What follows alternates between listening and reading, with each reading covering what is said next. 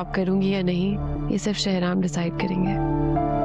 Hosting میرا پیشن ہے اور میں نے اس کو بہت انجوائے کیا ہے، لیکن میرے دل میں زرار کے لیے شک پیدا کر کے مجھے اور زرار کو دور کرنا چاہ رہی تھی. شانزے اور تابش کو دیکھ کر میرے ذہن میں تو بہت ساری باتیں آئی ہیں.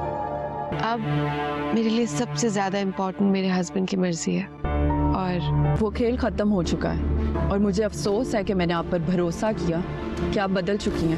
زینیا اب شہرام کے ساتھ ڈبل گیم کھیلے گی. شہرام جب زینیا کو شو چھوڑنے کے لیے بولے گا تو زینیا شہرام کو لے کر اپنے پروڈیوسر کے پاس چلی جائے گی. اب زینیا اس کے سامنے بولے گی کہ اس کا شوہر جیسے بولے گا وہ ویسا کرے گی، اور زینیا نے پہلے سے ہی اپنے پروڈیوسر کو تیار کیا ہوا ہے کہ وہ کس طرح سے شہرام سے بات کر کے اسے اس شو کے لیے منائے گا. جبکہ دوسری جانب مہک جان چکی ہے کہ زرار کی ماں اور زینیا دونوں مل کر اس کو فریال اور اس کی ماں کے خلاف کر رہی تھی.